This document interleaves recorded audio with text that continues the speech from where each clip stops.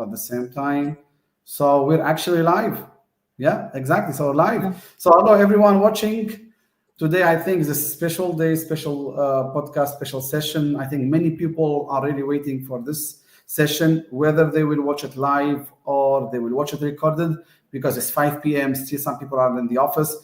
Whether in Europe, whether in the same time zone as Europe, and also some people in different regions. Anyway, so I'm really glad. Daniel and I are both so glad to have Gabriella Bitine, who joins us from Paris, even though she's Lithuanian originally, and she's one of the she's part of the core team who developed the PMBOK 8, one of the 12 authors under the leadership of Jesse. And it's really great to have her because she was so flexible, so open. I told her, I just wrote her one sentence. She replied with one sentence. Gabriella, want to have the podcast with us? Well, she said, just yes, let's do it. That was quick, so quick, midnight my time 3 days ago. Really glad to have you here, Gabriella. So I think we can start by presenting yourself, your background, your experience, because people are wondering, how do they select these 12 people, like these 12, the people, the core team? We saw the pictures, by the way. We love the pictures so much. How do they select them? What should their background be? Okay. And how did she apply? How did she get in, like you and the others? So people want to hear this story. People are curious about it. So the floor is yours, Gabriella. Okay, so hello to everybody. It's really a huge pleasure to participate in this podcast. Thank you so much for Ahmed and for Daniel for inviting me.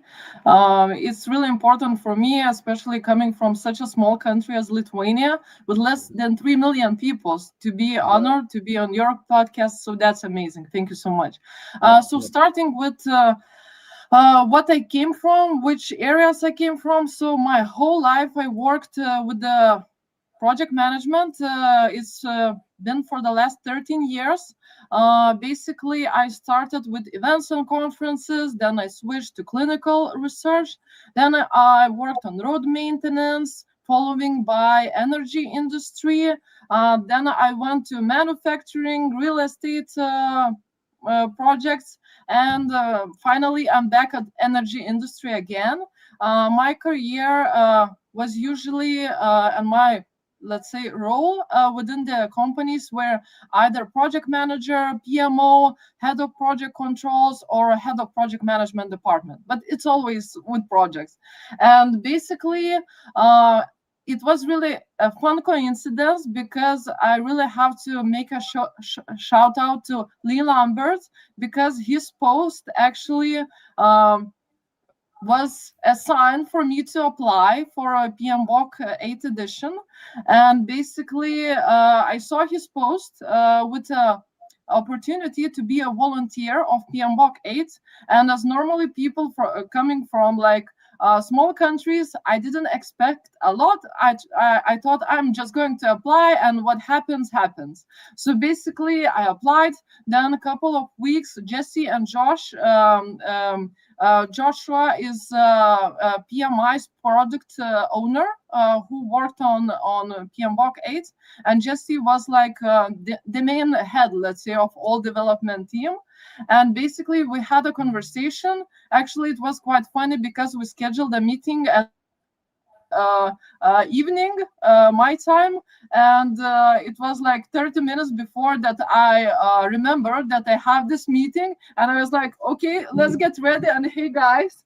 And we had like really nice and open conversation, what we liked about the previous versions, what should be adjusted, because I'm also PhD candidate, also work on such areas as sustainability, digitization. So we had like really nice ideas that it should be implemented, because it's no longer like new trends.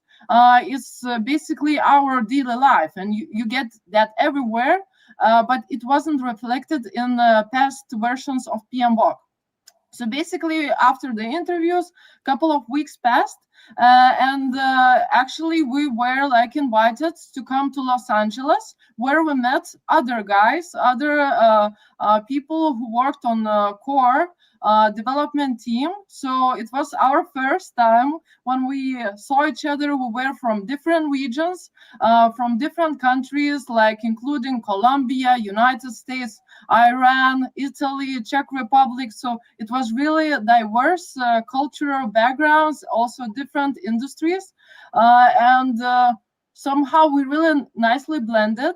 And actually, one of our colleagues made us to strategize by using Legos. You know, Legos, when they have like that specific practice. So we even brainstorm with those just to have, you know, like some things to discuss when you don't know the people. But after like 1 or 2 hours by talking to each other, we understood that we are all into project management, so we share the same values, we share the same issues, same opportunities. So it was really nice to work with that team.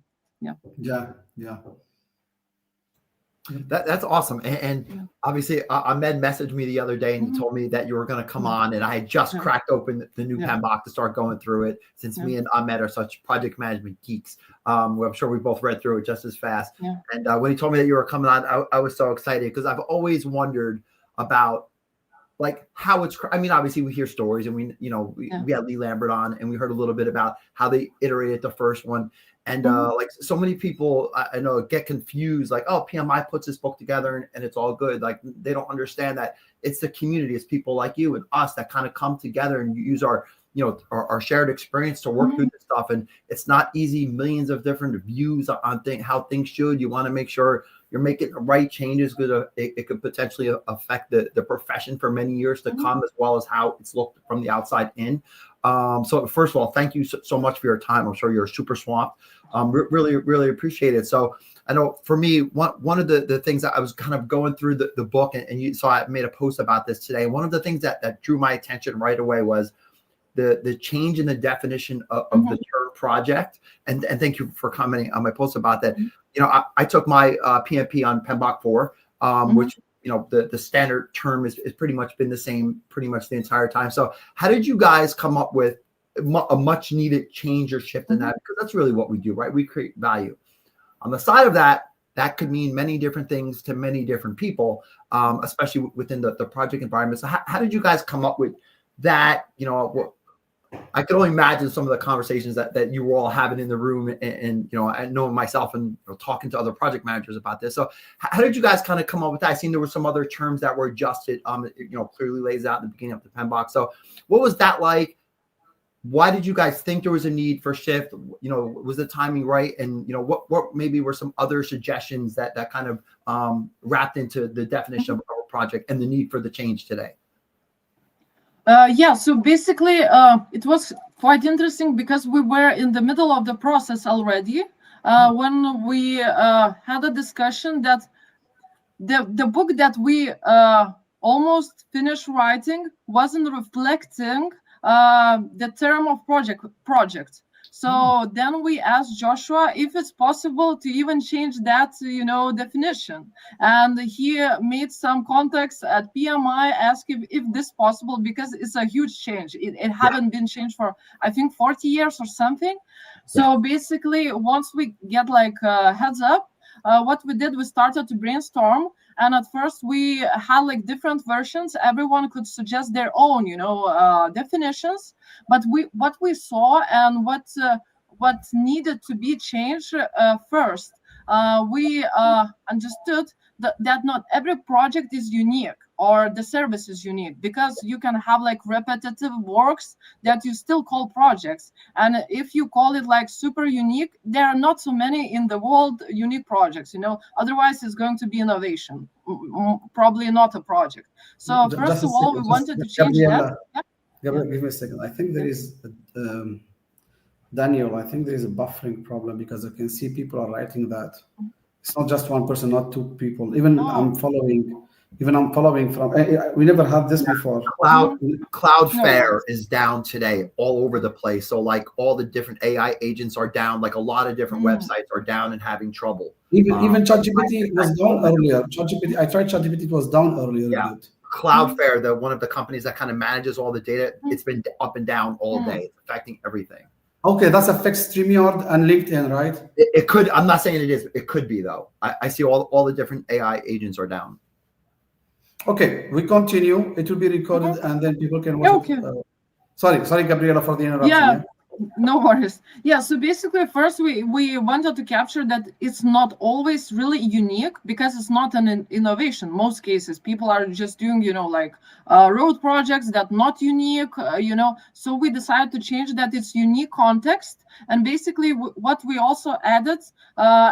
After the first sentence of definition, we also added like explaining what unique context means. Because in some cases it could be, unique stakeholders that you didn't have before in your past project. It might be unique product at the end or unique result. So basically wanted to change that. Also, when we were working on PMBOK, and as I mentioned, like maybe half of it was already written.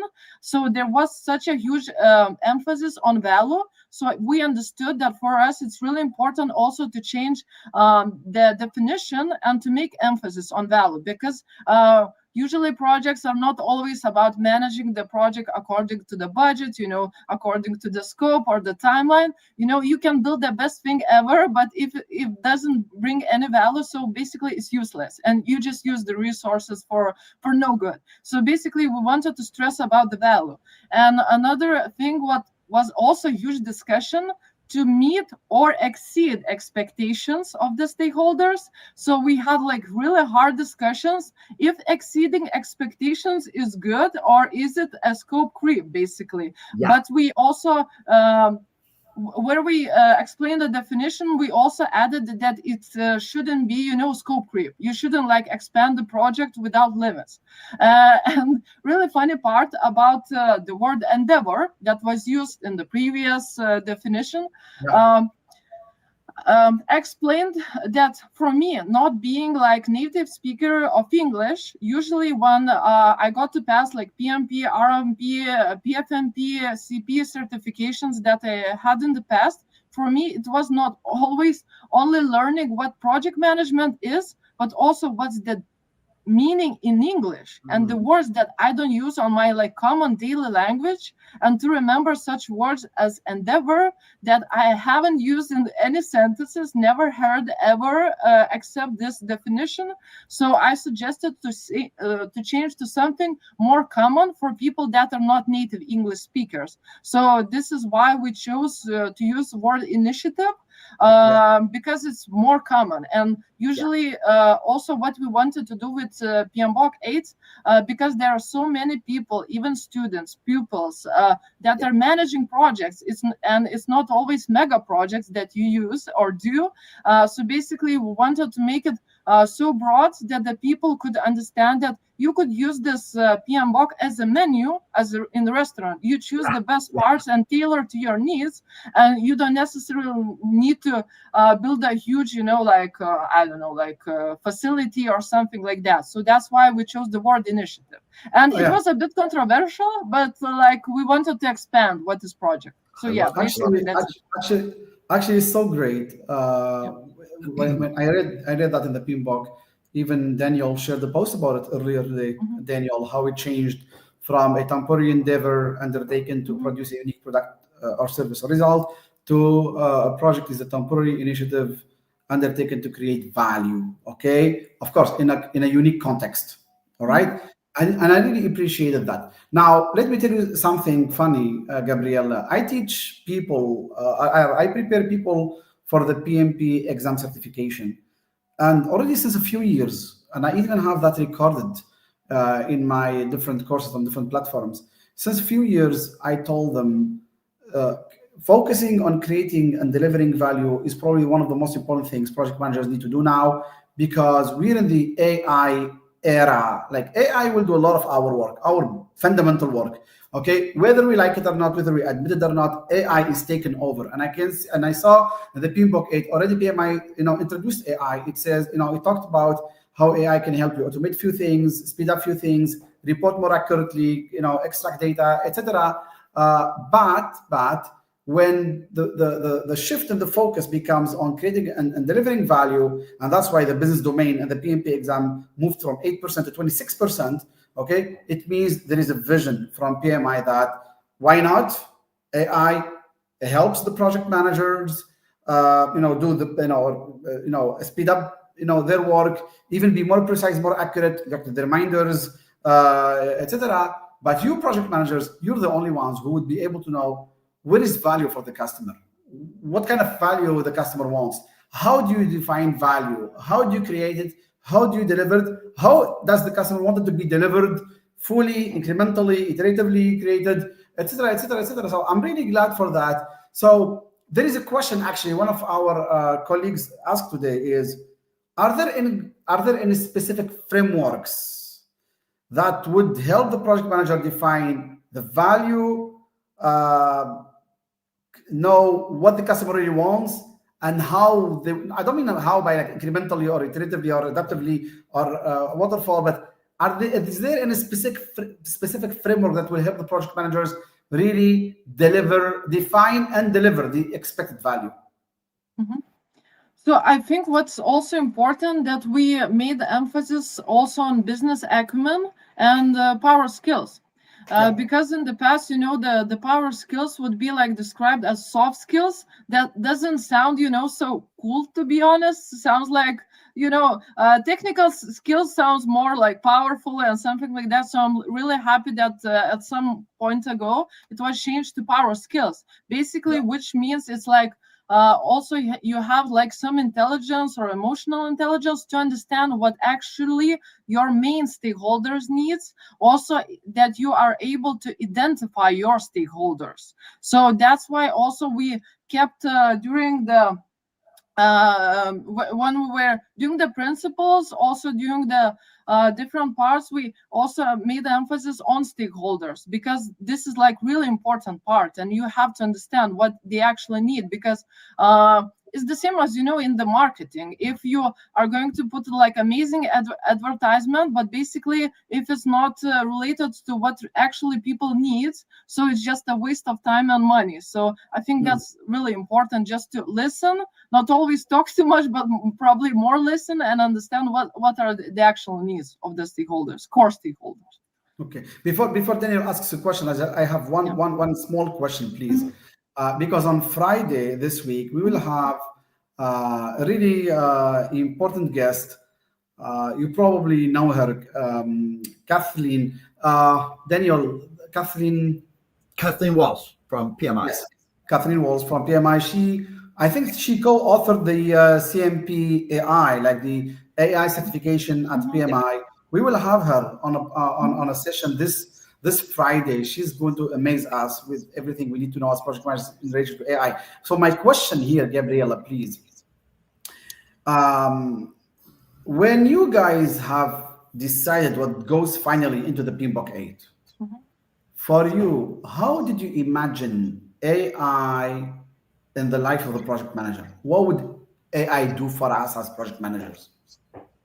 Yeah, so basically what we wanted to do to integrate AI, not like a different chapter, but to have it included even in the examples. And of course, to have like additional appendix for that. But basically, we see that as such common thing, as sometimes ago, like virtual Teams was like so innovative and so strange. Not everyone was used to that, but now it's like everywhere, and we are doing like that on daily basis. We have like virtual, co-virtual teams. So we wanted AI to be included in PMBOK, that it would look so common and so regular, like on daily basis. And we didn't want to, to emphasize that it's like a so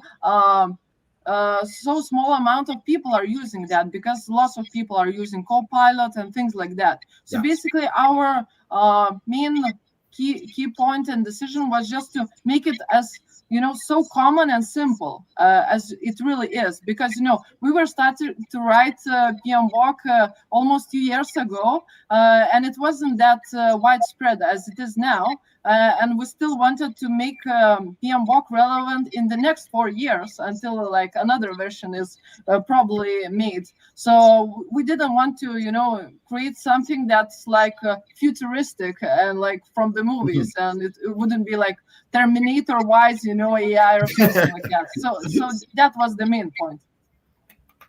Okay. No, that was great. And me and Ahmed have actually talked about this separately. We've had one or two other guests where we talked about this. And of course, AI is here to stay. Like Ahmed said, it's not going anywhere. It's probably going to, as we're talking, it's probably, 10 times better than it was before we started. And I think it did a good job of highlighting the understanding that it exists, how it works in our life, but not such a focus that, it's not useful in 2 days from now because something's changed, right? Yeah. But of course, it is part of our job. And I certainly like the emphasis on the stakeholders, right? Because as you mentioned, the power skills, which is another term I love over soft skills, like you said, it makes me feel like, no, power skills, people deliver projects, right? That's it. It's that simple. People manage people that deliver projects. And stakeholder management is a key portion to that. So I know that to me, at least, besides some of the term changes and some of the stuff Ahmed mentioned were some of the things that caught my attention. But I've just recently, I don't know why people keep messaging me instead of putting in the chat, but they're messaging me and wanting to know, what other, obviously there's changes in the process, all the different components of the framework, but for you and the team specifically, like what do you think were some of the major changes out of someone just cracking the book open for the first time? Maybe they haven't looked at it since version 6 or 7 that would draw their attention right away, besides some of the things that we talked about. And what was the thinking behind kind of consolidating some of those, changing the framework? Of course, we live in a different world than we did a few years ago, but what was kind of, the mindset? And then also, again, maybe 3, 4, 5 of the key things that really are totally different from either 6 or 7, or more aligned with the future, at least. Yeah. So first of all, still, it is a book, it's a learning material. So first of all, we agreed, I think even back in LA, because afterwards we would only work online, like we would meet on Thursdays and we would work in smaller groups in some iteration. Basically, we were doing sprints and we use Scrum, to be honest, by writing the book and providing some results. And basically what we agreed that we don't want to make a huge book, because if you remember, 6th edition was almost 1,000 pages. And then on the 7th edition, people that was working on authoring that, they made us less pages. But we also brought back like old edition first and seconds to see how small the book was. And we decided that we shouldn't, make another book that would be like 1,000 pages or 2,000 pages. So we agreed to make it as concise as possible and not to explain simple things that are already common. For example, you shouldn't explain what is a tree, because everyone knows what is a tree. And we believe that project managers are smart, educated people. So we don't have to explain like really super simple things. So first of all, we agreed to make it minimalist when it comes to the number of pages. And we also decided that the previous version of PMBOK had like maybe too many principles, and we wanted also to use simple rule that I heard like some years ago, that usually people remember 7 things. And if you have more things than 7, people start, to try to remember which of the things were forgotten. So we agreed that it should be around like 7, 6. So I'm really happy that we finished with 7, 6, principles and also different areas. So first of all, this was our decision to only keep the things that are really important. And for me personally, when it comes to the changes, I checked if we had something in previous versions when it comes to sustainability. And actually, I found only one sentence.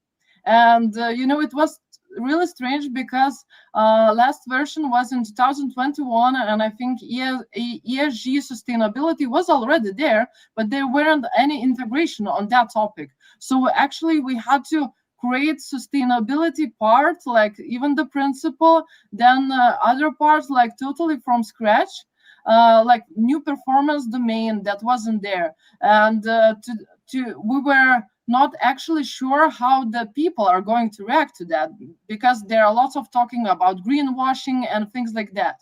So for me personally, it was like, let's say, huge shift, because we didn't have this there.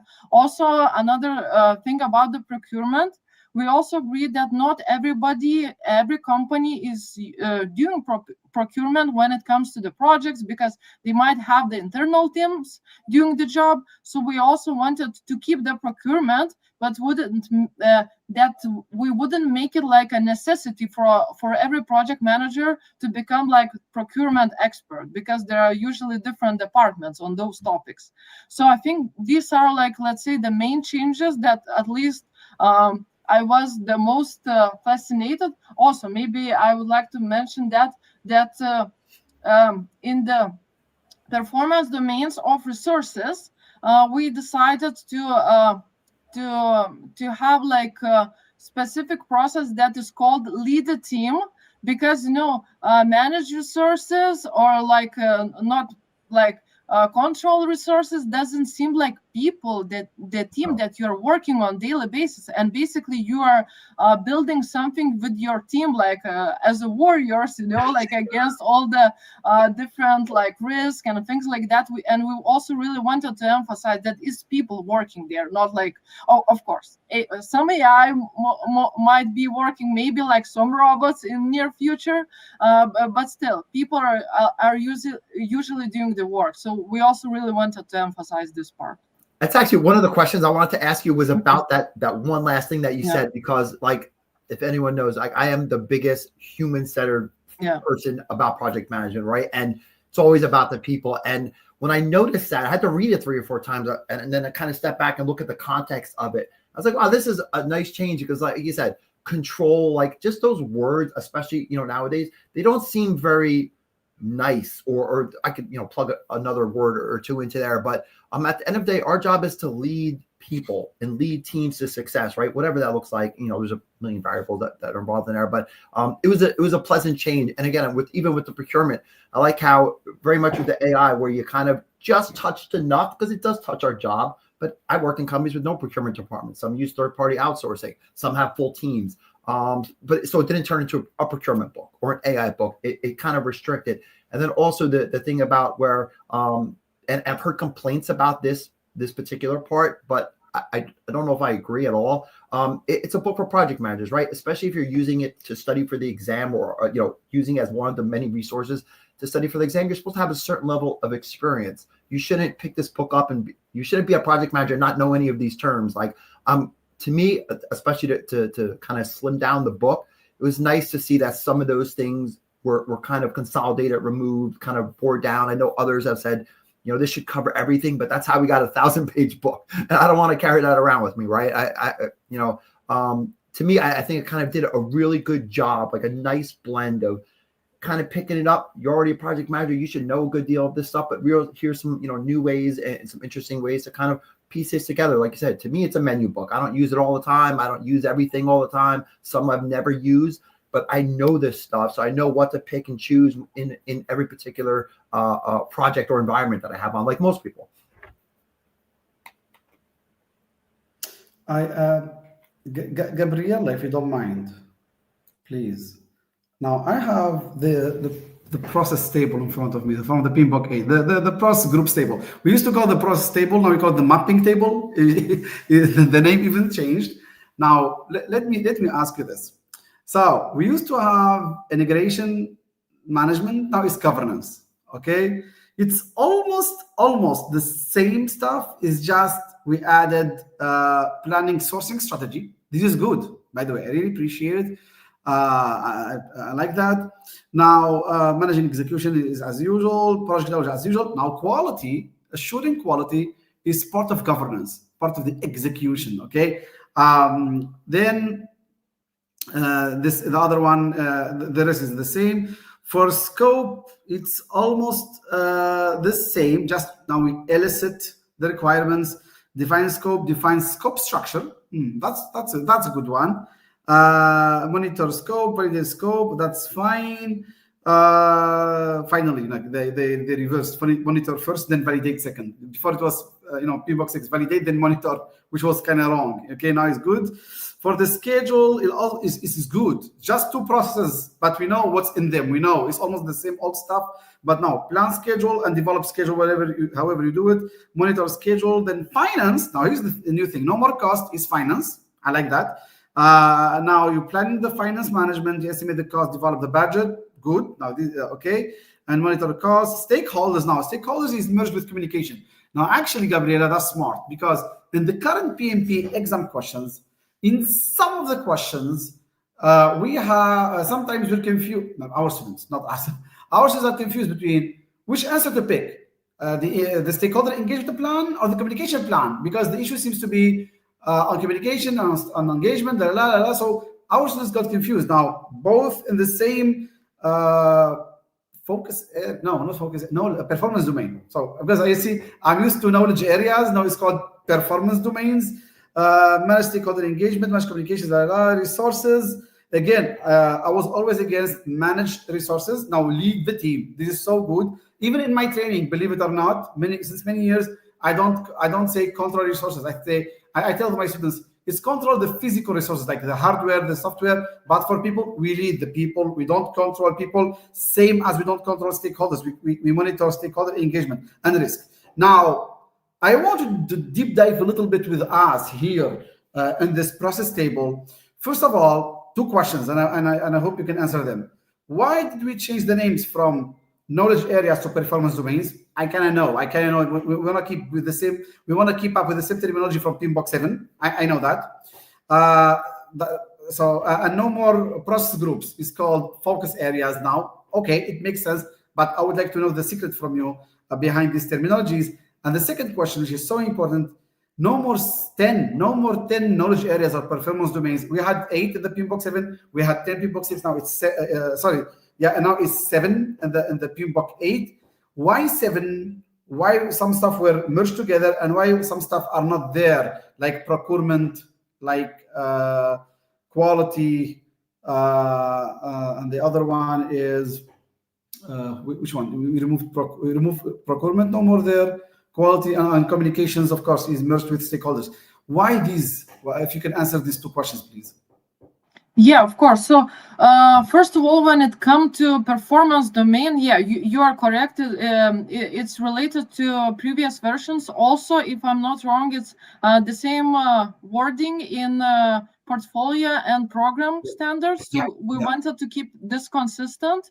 When it came to focus areas, the thing is that not first of all, let me explain that. What we wanted to do in this PMBOK, because let's say previous versions were more for waterfall project management. 7th edition was more, let's say, related to agile, but we also wanted to make emphasis on hybrid project management, because I think it's more common than pure waterfall or pure agile nowadays.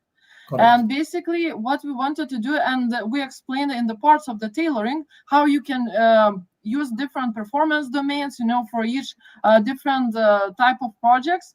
And this is when it came to focus areas, how we call them now, we wanted them to reflect that it could be also iterative process, that you could come back to different focus area depending on how you make the project. It might be, agile, it might be in your sprint, it might be like hybrid. So we didn't want to make emphasis that is linear process, but it's like focus area where you focus at that time of the projects, because you might, I don't know, like repeat planning focus area even 2, 3, or 4 times within your projects. So it was more from the real life scenario of the project manager. That's why we changed it. Came to different parts. First of all, about integration and governance. Initially, we had like a title governance and integrations, but after because we were working also with the reviewers team, there were also 12 people that would review and provide their comments. We didn't know those people actually, and also we had like 2 rounds of public reviews, and we actually had to review all the comments together with our peer and to see if our conclusions to make changes or not will be used in the final version. We found out that people favor more governance instead of integration. That's why we kept it. When it came to the quality, as we created like a principle that you have to have quality basically in every stage of the project, and it should be like basic, and you just have to apply quality, apply also we have different principle of accountability through the whole project management, and it's not separate focus area. You are not managing quality of your documents, of your teamwork in separate stages of the project. You have to do that all the time, from the beginning till the end of the project. So that's why we decided to embed the quality within every different area of focus and not to have like separate ones. For stakeholders, you were completely correct because we decided that stakeholders and communication is basically merged together, and it always works together. And for finance, also we agree that in some cases, project managers not only focus on the cost of the project, but also focus on financing the projects, because even in countries like Lithuania, which is part of European Union, we work a lot with financing of the project as project managers and financing the sources. So we decided to make it broader, because usually project manager nowadays has to have understanding what is ROI, why the project business case is built in that particular manner. And if a project manager just focus on the costs, it means that he focus only what he is spending, and he is not doing any additional things, and he is not thinking how to make a project more valuable and how to exceed those expectations of the stakeholders. Maybe, for example, I can find better opportunities for the project to be financed. So we wanted to make it more wider, that topic and that performance domain. And for the sources we already captured that that lead the team, people are the emphasis, and I think I answered all right. Procurement. Procurement. Basically, we decided to as you nicely mentioned, within the planning focus area, within the governance, we have the sourcing part. And as I mentioned previously, if your organization is working on procurement, you have these processes, we have additional appendix that you could use. But in some cases, there are like internal team that is doing the whole project work. So it really differs from project to project. So we didn't want to have the focus and to make project managers procurement experts, because usually there are like different divisions, different department that works on that. Yeah. Correct. Yeah. No, that's also something that I like as well, like especially the finance part, right? Because lots of projects, you're given a budget, you work within the constraints of that. But lots of times, at least myself, especially in the later years, I'm always trying to find new ways to create value. Maybe I could find another vendor that could do the same thing like there's so many different ways.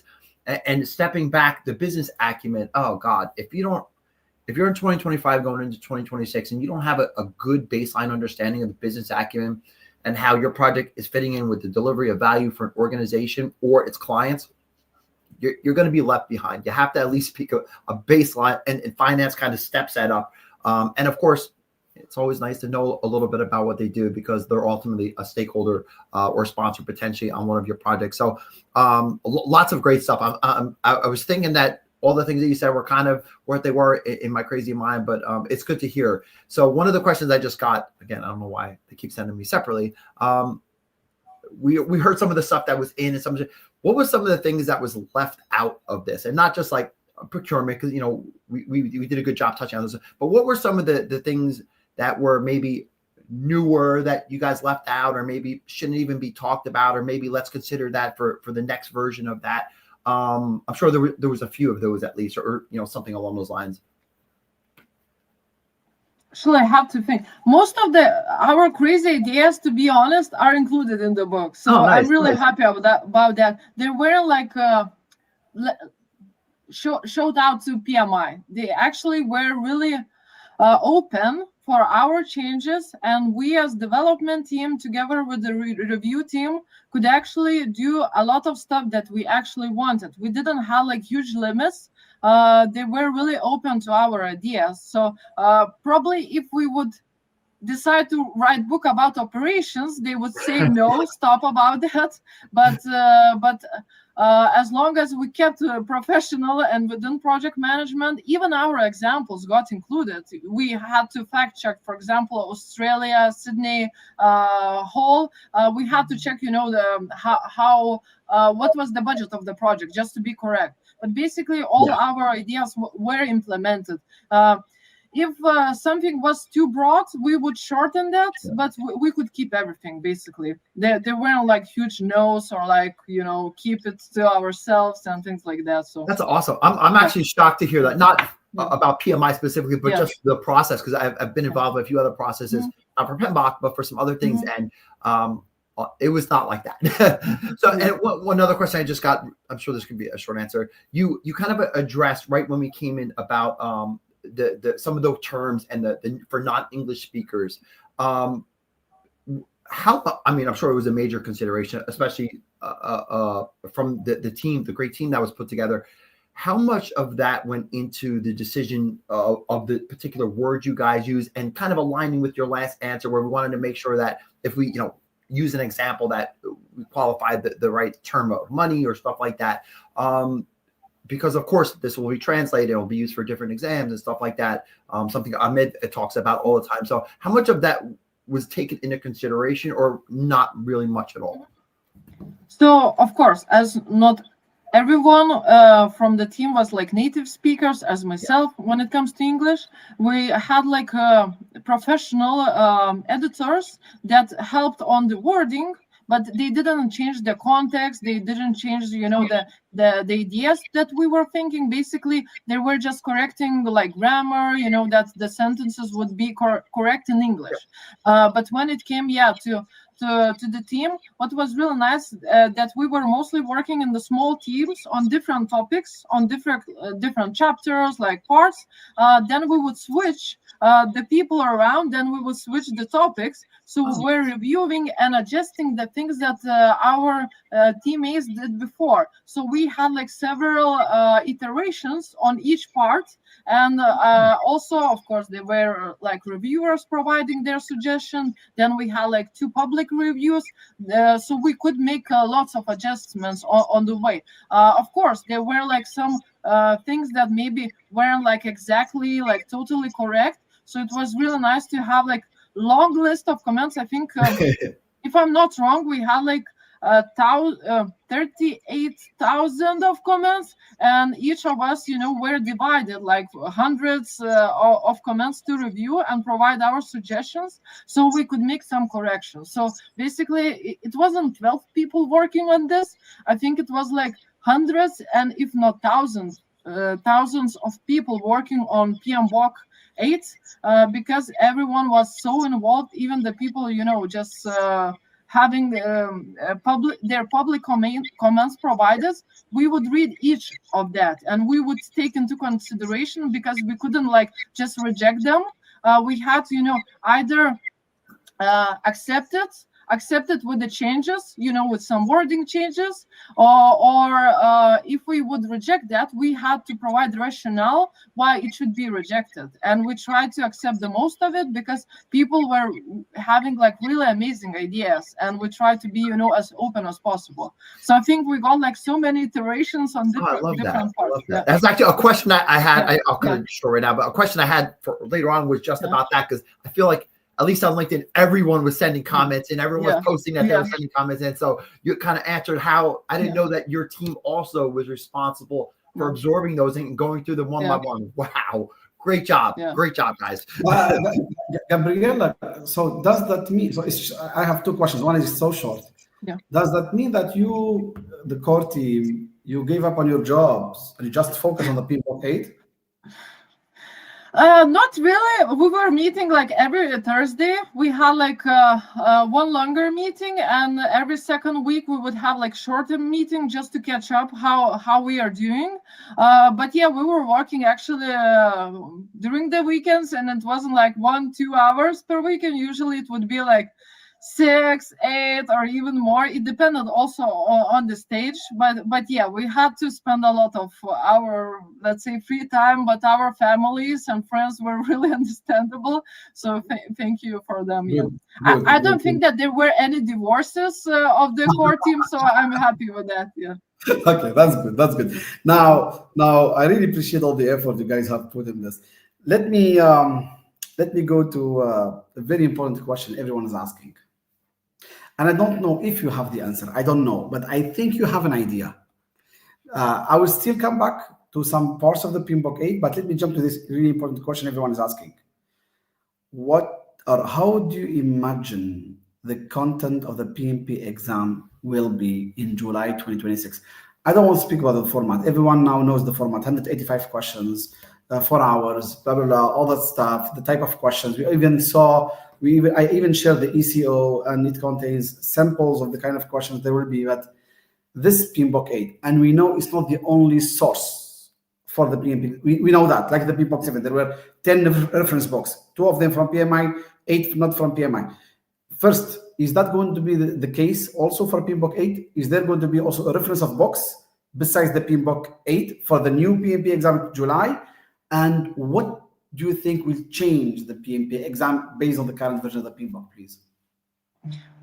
Yeah, I will try to answer that because I passed my PMP quite long time ago, and it wasn't like 7th or 6th version that it was based. So what I personally did during that time, also when I had like PFMP exam, RMP exam, I would always also read not only the most current book, the most actual book, but also the previous versions, because if some concepts weren't clear or explained us broadly, usually PMBOK in the previous version has this answered. So I would suggest to people not only stick to PMBOK 8 when they are prepared for the exam, but also spend some time reviewing maybe 7th, 6th edition. At the time when I was passing my exam of PMP, there was a really nice book called Rita, like exercise book something. So I used it. So hopefully there will be like new edition of it. I'm not sure if they're still, doing that. But I think Rita Mulcahy, she's I think the reason she's one, not the reason. She's one of the main reasons PMP is so famous in the world. Yeah. I started working with PMBOK version 3. And then I took the exam with PMBOK version 4. Okay, and Rita was so famous at the time. She's Canadian. She passed away in 2013. Okay, her family took over the responsibility. They tried to continue with her editions. Now we have edition 11, but of course it's not as popular as it used to be before, because now there are different digital ways how to learn PMP. But still, so I understand you when you say you took it long ago. Probably you took it at the same time as I did. Probably you took it a bit after. I took it in 2012. I think you took it 2015 or 2016. 18. Yeah, but yeah. Yeah. All right, correct. So yes, a good recommendation. People should probably read PMBOK 8, 7, 6. They don't have to if they join a training from some experts, because we put everything for them in one presentation. So go back to the question. What do you think might change in the PMP exam with the current version? Even though there might be other books, on which the PMP exam will be based in 2026.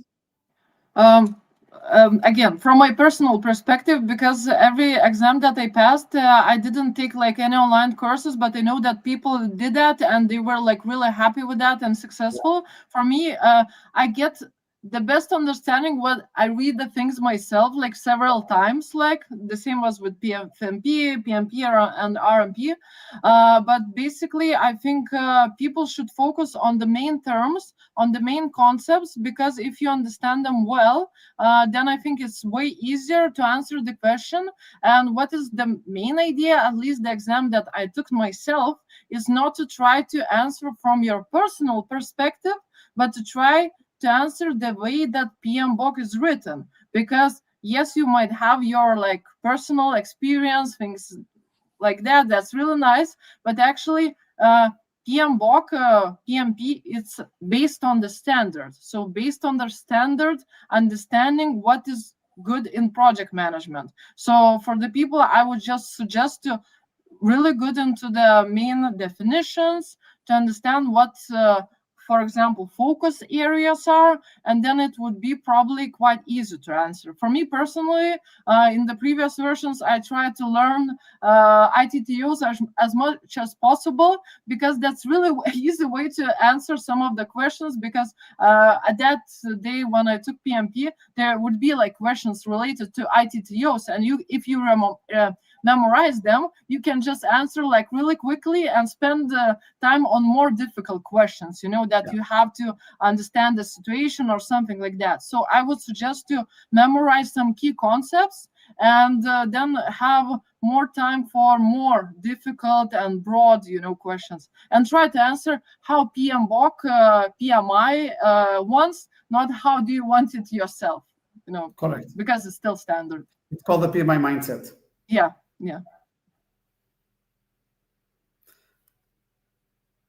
Okay. Sorry, I was just looking at all the chats and sorry, all the comments on YouTube and stuff like that. No, and again, thank you so much for giving us like some insights into the creation process, right? Because I'm sure if you're a project manager, you picked this book up, you've taken the PMP or any other certification exam, you've always wondered what at least if you're in my mind a good project manager, you always want to know how the secret sauce is made, right? And I'm addressed a lot of really great questions, especially for those who are studying for the PMP. Actually, someone in here, I was just going through the questions through here. Someone asked if they just completed, I guess, the exam on PMBOK 7. Do you think, I'm not sure that you should have to do this, but certainly, do you think that you should take the exam next time to kind of catch up with that? And how much of a difference is it really between previous versions and the new one? I don't think much, but I'm sure we have to find out still anyway about the exam in a few months when it comes out. I'm sure Ahmed will know before I certainly would. But besides that, I'll try to ask you more first question. Like, how did you feel about work this? Like, how did you feel about like this engagement? And I'm sure, like you said, the work effort that was required personally, professionally. I'm sure you had to not do a lot of things with your family because of this multi-year thing, especially for people consider it. But I'm sure you also made some great relationships with people that you'll know for the rest of your life. But like just personally, like how is it for you, kind of being accepted to this endeavor and work on the dev team, and really just your overall experience personally? Put aside the PMBOK for a second. Just really, what was your personal experience, and knowing that you're literally working on something that's going to either change the way project managers do work, or at least start to elevate it again in the next iteration. Because again, I picked it up, Ahmed picked it up, we're all picking it up. We're going to start using this stuff and see if there's anything we can leverage differently in our work to, of course, deliver value for our customers and our clients. So again, putting all that stuff aside, how is it for you personally, kind of being involved in this massive, awesome experience? So yeah, for me,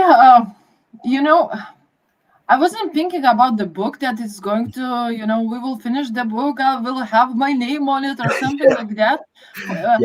Because we were working on it so long, for like almost 2 years, it felt like a natural process, like always, going to work every day and doing stuff.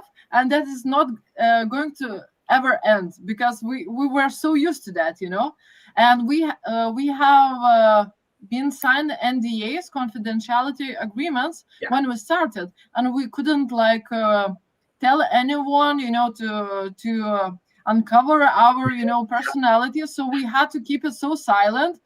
So when my friends would go, let's meet on Thursday evening, and I would be like, no, sorry, I can't. Like, I couldn't explain why, but sorry, I'm really busy.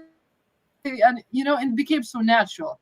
And once it was announced in Phoenix in PMI Global Summit, basically this week, Yeah. sorry, not this, last week, sorry, on Wednesday. And when we could post about it, like in LinkedIn, Facebook, everywhere else, it was so strange, because we were used to being such a small group, and now everyone is like sending like really nice feedback, nice comments, and we were like so, let's say, overwhelmed with all this exploded thing, because we kept it to ourselves, and now it's like global. So that's really impressive, and I'm actually really honored. And I don't understand still what's going on, even being at a podcast with you guys, from such a small country, that not every people even know what Lithuania is. For me, it's like huge and amazing, and I still don't understand what's going on, to be honest, and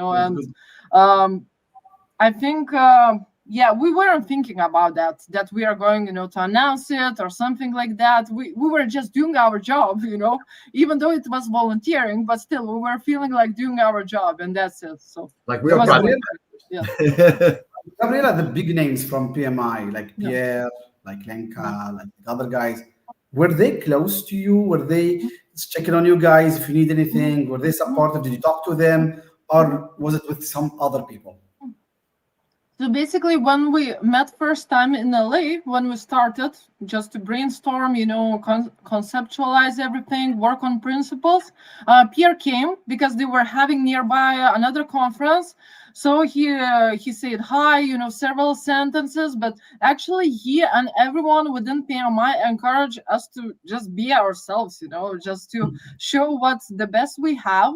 So we didn't have, like any push or something, do it like that way or another, or add like some specific tools and techniques. We were like, they were so open, for everything. So basically we would work mostly with Josh as our daily, coordinator, product owner of this PMBOK. But yeah, we also met Pierre in Barcelona, because some of the core team was there in PMI Global Summit Series Europe. And he also give us some encouraging words, but like a really good manager, I would say, or CEO. He is giving you thumbs up, asking if you have some issues, but not getting too much into details and into micromanagement. So we were really happy about that we were had all the creative freedom to do what we actually were intended to. Yeah. Right. So I have a technical question. Thank you for sharing that experience. I really appreciate that. It's the first time I feel so good about something, even though I really so much in love with the PMBOK 6. PMBOK 7 was, as I said, so agile, more agile. Now PMBOK 8 is kind of really giving something important. PMBOK 8 is giving importance to two things, major things I care about, among other stuff. Hybrid project management, because since 2015, in 2015, I specialized in agile project management, because from 2007 to 2014, I was in waterfall. Then in 2015, 2014, I jumped in waterfall, in agile. 2015, dug more into agile, and then in 2015, I remember I told myself, it will not work like that. I need something more hybrid. Not all projects can be fully agile, not all projects can be fully waterfall. We need something hybrid. So since 2015, I focused more on hybrid until 2021 came with the PMBOK 7. So hybrid is so important. And then the other thing which is so important to me is how project managers should have more business acumen from that talent triangle of PMI, and focus on creating and delivering value. Now, these two things are so clear. Okay, now if I would ask you a technical question, but very simple one, name 5 things from PMBOK 8 related to artificial intelligence 5 areas in which AI will help the project managers. The project manager, yeah, 5 areas or 5 tasks, if you can. Yeah, of course. So I also do like some teaching, learning stuff at my university, also to project managers that I work with within my company. So I always tell them, look, guys, you don't have to invest a lot of time when it comes, for instance, to risk management, because usually most of the risks are already being noticed somewhere, covered something. You could just actually provide AI, if you use ChatGPT or Copilot within your company, you can just tell the situation, what is the project that you are working with, and ask them to list the main risks that are there. And basically, you as a project manager should not, invest lots of time in identifying new risks that are utopical. Instead, you should focus, of course, on measuring them if they're like having huge impact, influence and things like that. But the main thing is to work on the strategies, how you are going to manage those risks. And even I'm suggesting project managers to add those tasks, how you will manage those risks, those strategies into your schedule for your daily activities, just to see, within your task. So I think AI should be really well used for identification of risks, the most common within the area. Another thing, stakeholders, you don't have to imagine aliens or different stakeholders. Basically, also you could provide, like suggestions, what kind of project you have, what you are working on, and also list the main stakeholders that could be, within your kind of project. If you're working with the competitors, you could ask AI to list the main competitors, for example, for your product, just to understand who it is, and then create a stakeholder like matrix or things like that.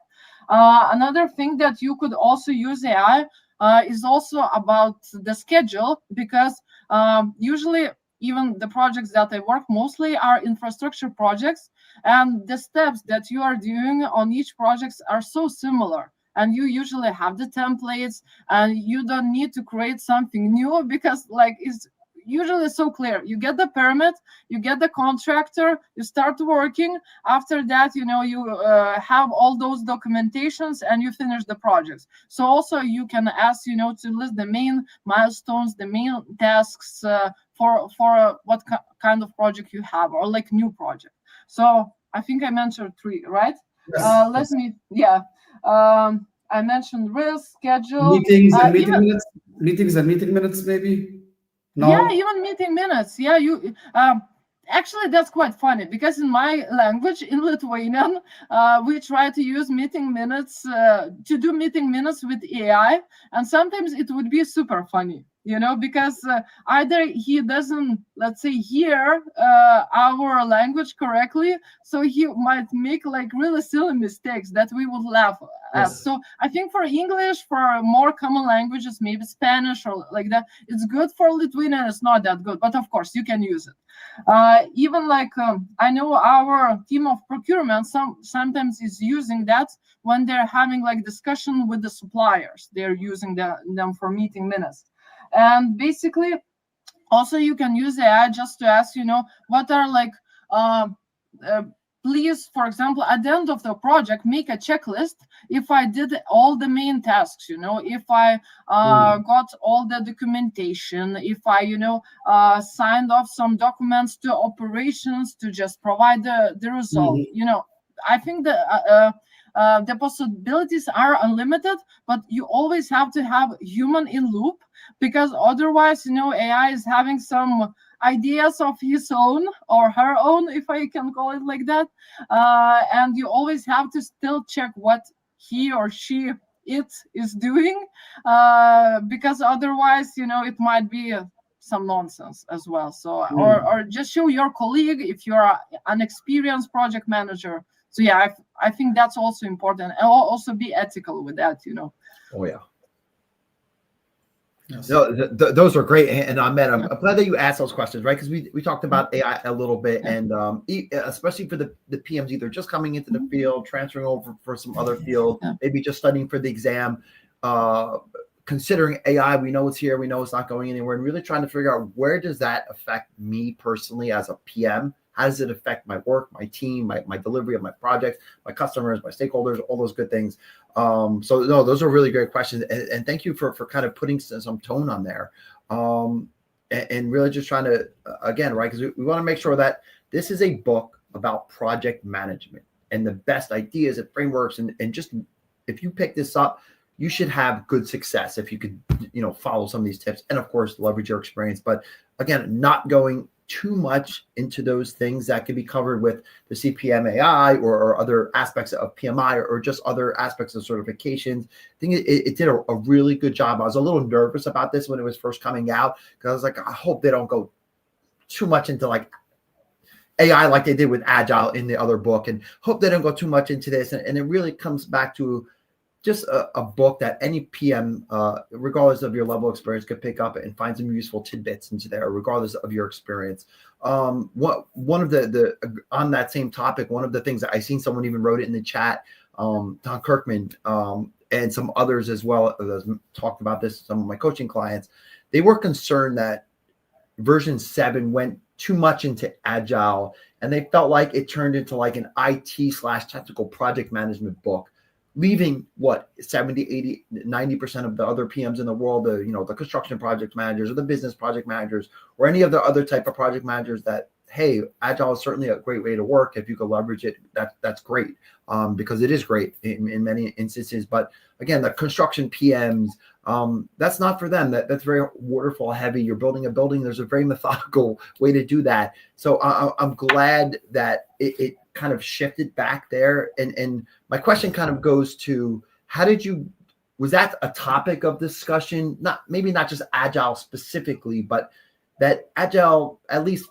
in the past, it was very like IT specific, although we know that's not the case today. A lot of projects, I use that in everything. But was that a discussion for conversation? And even if it wasn't, how did you guys kind of make sure that you kind of pulled it back to the core of project management as opposed to making it so Agile, where again, construction, so many other different fields of project management, they don't use Agile at all, or they leverage it very in a small way. So kind of, again, were those discussions had? Did you guys want to do that? And really, how did you kind of bring it back to where it's just pure play project management, leveraging a hybrid, which of course is where most projects fall nowadays? Yeah. So first of all, of course, we didn't want to, just to make a copy paste of PMBOK 6 because it wouldn't make sense, because people went all the way, into the where we are nowadays. So we didn't want to go back all the way to waterfall and to leave the folks from IT or different areas where they use Agile, Scrum, or different methodologies. So basically, we wanted to integrate all of this, the nice knowledge that people created in the past. And when it came to the principles, I think that's why we left the principle.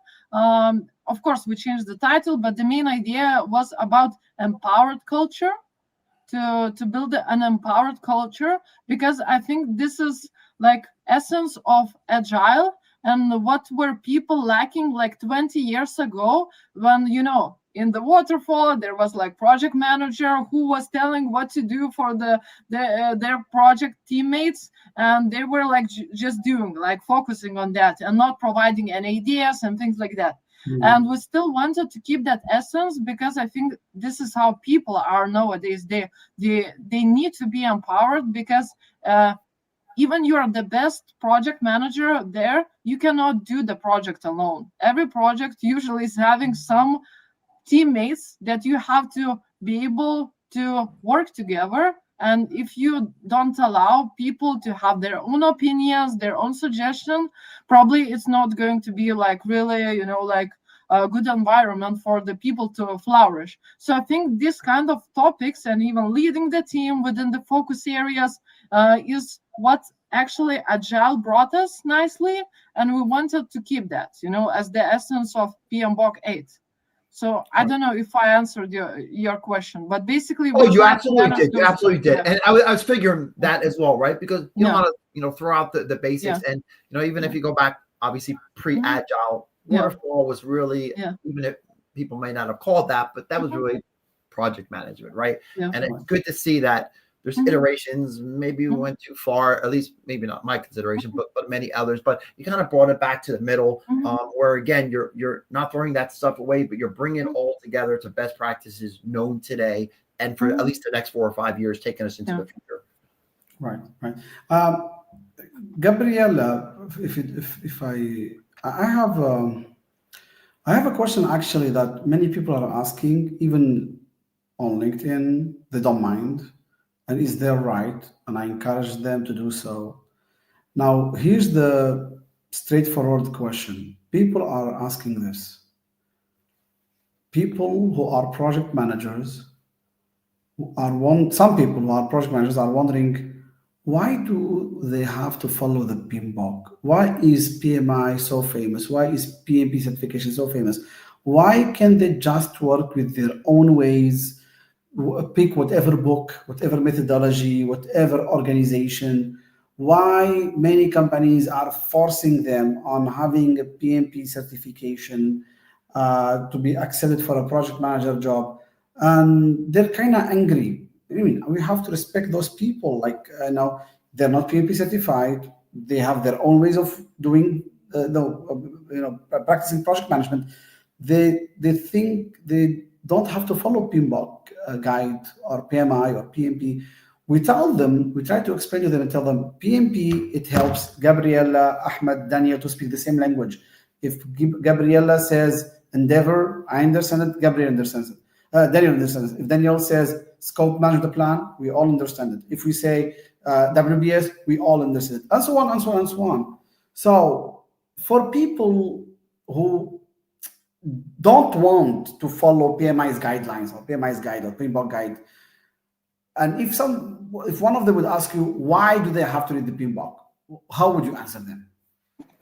So yeah, you perfectly summarized it, because it's like speaking the same language. It's like learning extra language that all of us from different cultures, for different regions, countries, we wouldn't need to explain ourselves with lots of words. We can just say like 2 words or 1 word, like milestone, and everyone will understand what we are talking about. And even us, like development team members, going to LA and first time seeing each other and being from all around the world, different industries, different ages, different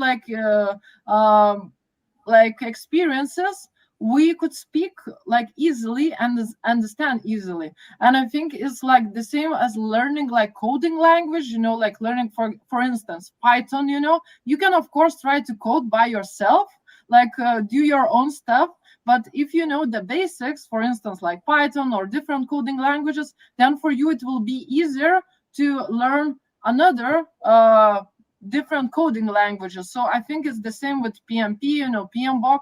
If you know it, it's just like a background. Of course, you can do it like your own way, but usually it makes way faster to get to good project management instead of, doing your own way and trying new stuff. But of course, you can do it the way you like it. But of course, I think that's the fastest and easiest way to understand, and also to be appreciated by your stakeholders, your project sponsor, your project team, like by your colleagues. Just I think it's even good for your career, because usually if you are like applying to such positions as project managers, if I'm not wrong, usually HR people that are like reviewing your CV, they check if you have certification, because it's such a huge standard now, and everyone, like, I don't know, in Australia, in US, in India, they know what is PMP. And if you have it, you have like a check mark that you have like some understanding what good project management is. Right. Thank you. Yeah, exactly. That's the answer I was expecting. Thank you. That will help a lot of people understand that there are thousands and thousands of people over the year who work so hard on standardizing and let's say clarifying project management concepts and terminologies to help everyone speak the same language. Daniel and I had Lee Lambert, the father of the PMP, or one of the fathers of the PMP. I don't know who's the mother anyway. One of the fathers of the PMP on our show. It was great having him. Such a nice guy, and I think you met him, Gabriel. I think I saw a photo of you with him. I'm not sure now. Unfortunately, I didn't meet him, but I just sent him message telling that Lee, it was you that got me a PMBOK because it's a volunteership. Because if not your post, I wouldn't, like apply because I didn't check, the website of PMI. So I just sent him message, but I haven't met him, unfortunately. That's one of the great things I love about LinkedIn, and even like to Ahmed's point, even the post I made today about the change in the term project, at least from PMI's perspective, right? I got 3, 4, 5, 6 people right away. I already knew it was going to happen. It is what it is right away. Like that's not the only definition. There's a million definitions. There's Prince 2, there's this or that. Certainly. And I agree with all that. And you all have your opinion. But, do a Google today about project manager, any of those terms, and I guarantee you 100 out of 100 times PMI is going to come up. And they're going to be number 1 and 2 and 3 and 5 and 10 and 50 and 60. Because, again, at the end of the day, it's the biggest, the most well-known. They've been around the longest, or maybe not the longest, but it's just generally accepted. At least in the U.S., there's not a job description that doesn't list PMP certified, must be PM. It's all, you can't get a job anymore, at least in the US, maybe not in every case, but most instances. And certainly I've met great project managers that don't have PMPs, probably better than most that do have PMPs. Does that mean they're not project managers? Of course, that's not what that means. But this just provides a global standard, a global language, just like both of you had just mentioned. And again, keep in mind, anyone who's listening, it's us. We create this together. Like Gabrielle mentioned, it wasn't PMI that created this. It was her and a team of 12 and another team of 12 and a group of people managing this, and PMI support and 38,000 people that contributed comments. So it was the global profession that brought their experience and their leverage, all of this stuff in that room of 12 people. So it wasn't just this little group of 12 people that decided we're going to now change this. It was the entire community or anyone who wanted to be involved. And like Gabrielle said, she listened and had to read every single one of those, at least in chunks of this, and respond to it. And if not, give a good reason why that shouldn't be, or maybe make a change to that. So I just felt compelled to say that off the back end of what Ahmed said, because again, no, it's not end all be all.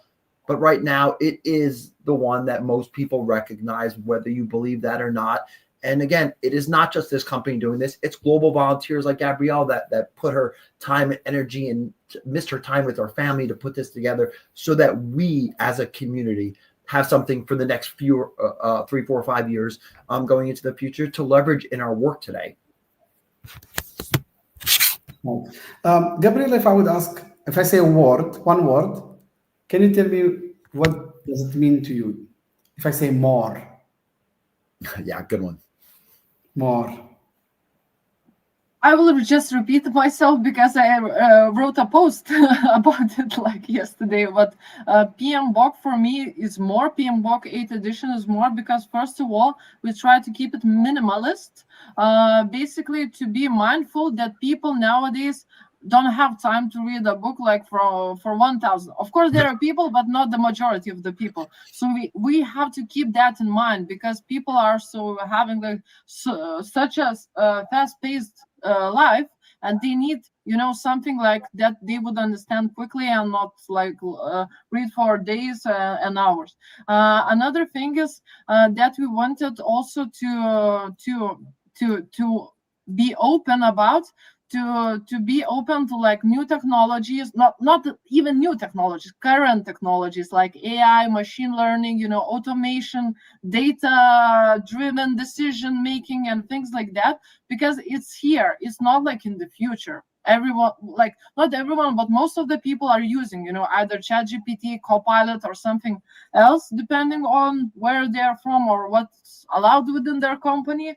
And also we wanted to include sustainability, because sustainability is not only, about the things that are, so theoretical, but even especially in European Union where I live, which my country is part of it, we have to be mindful when it comes, to social, environmental aspects of our projects, of our lives. So it's also like basics, let's say, of our daily lives. Then for R,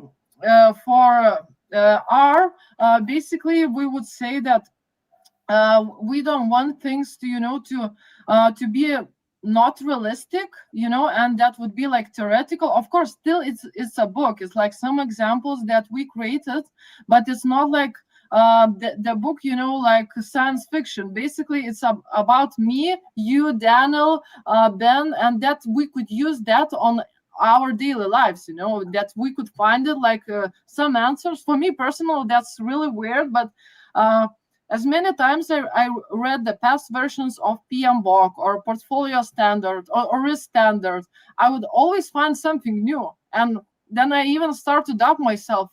Am I like forgetful? What's wrong with me? But I think that there's so much knowledge, in every book, because like so many people worked on this profession, on this kind of standards, so that you could always, find answers, even if you're struggling, by opening this book and just searching from, like I mentioned, like a menu. Of course, you won't use everything, in your daily life. To be honest, I haven't seen like many projects that would have, all the plans listed in PMBOK, especially in the previous version, not following every like stage or step. But in different occasions, you might use like some of different parts. And the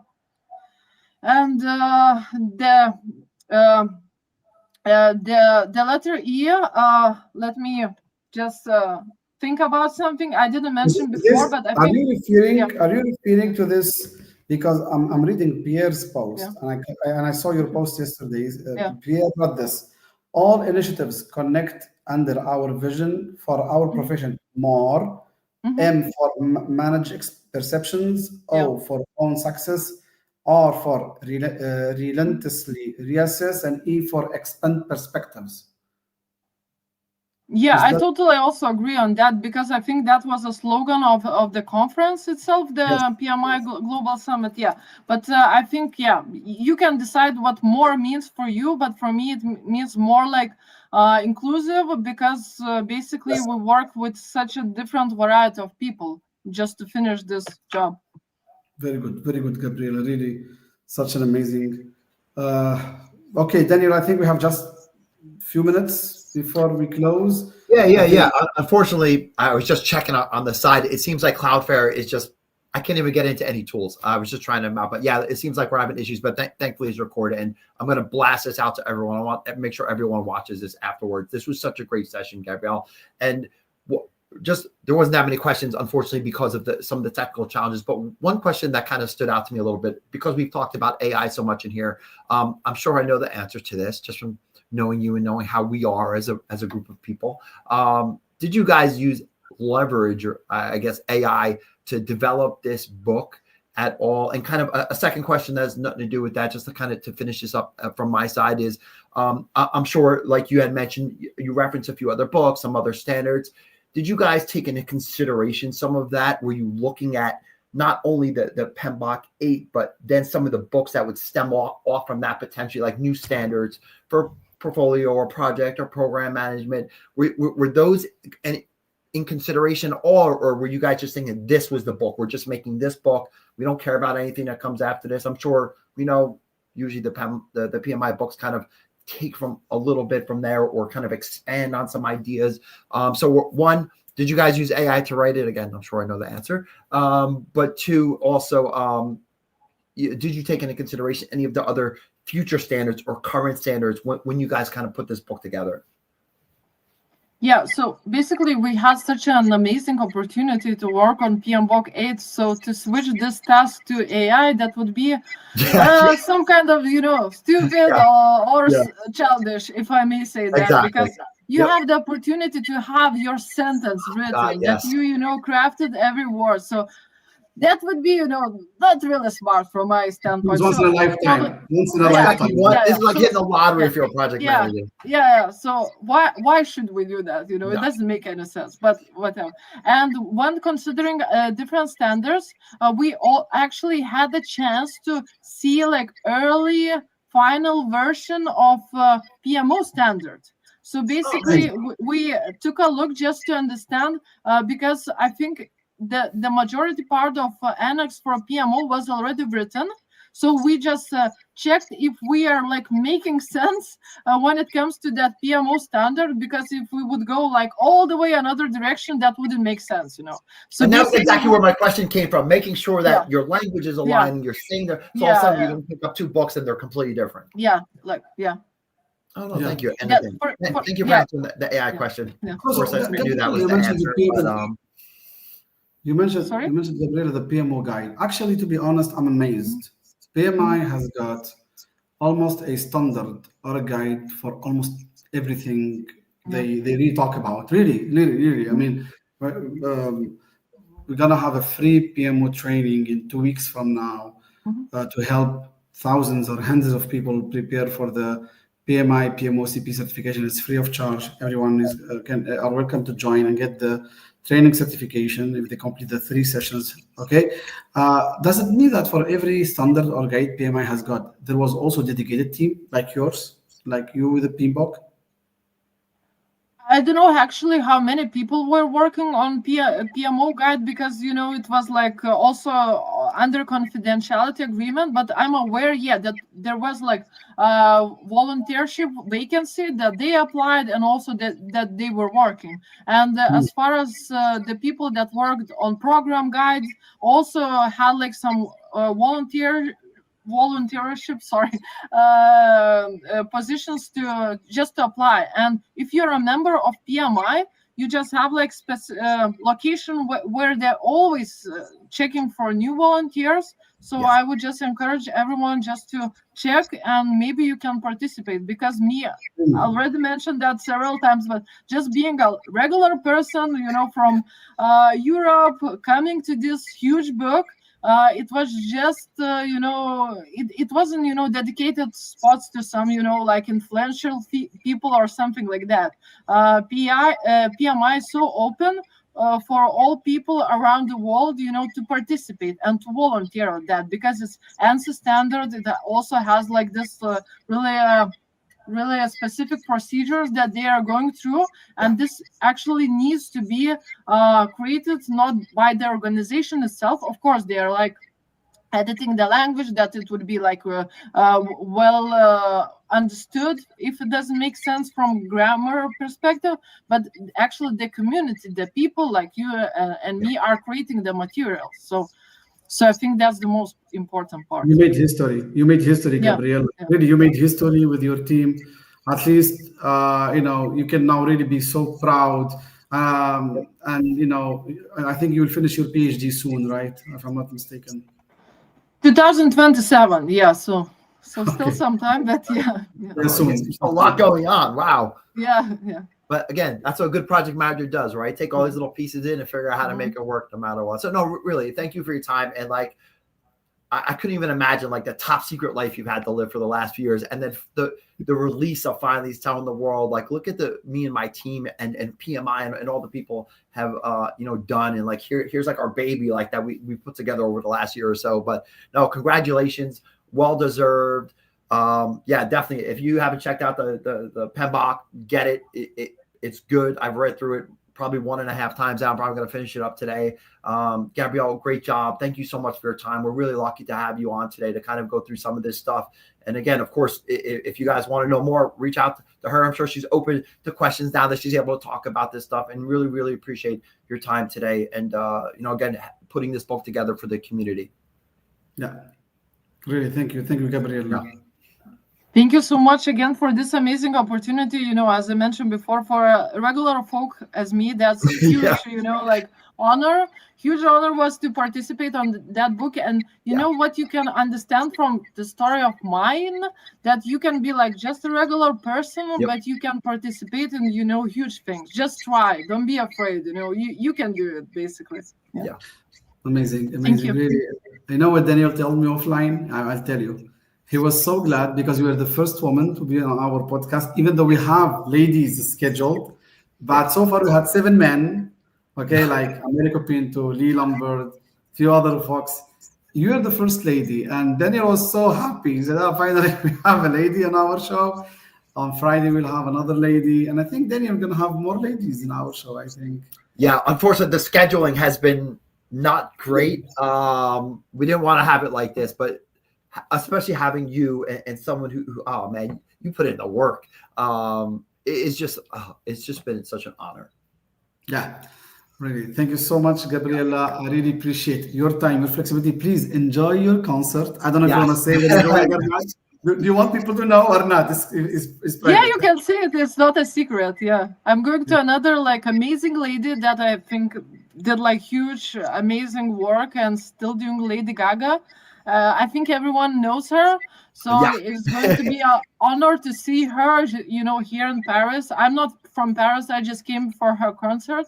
So it's going to be, I think, amazing evening. Just like to celebrate PMBOK. Much deserved celebration and time off, relaxing. Yeah. Please enjoy it. Thank you so much, Gabriela. It's been an honor. Thank you so much. See you around. It's been really nice connecting with you. Thank you, Daniel. Thank you so much. Thank you, everyone watching. Now, guys, we're ending this session. Okay, I'm ending the live stream. Thank you, everyone. All right, so I'm ending this.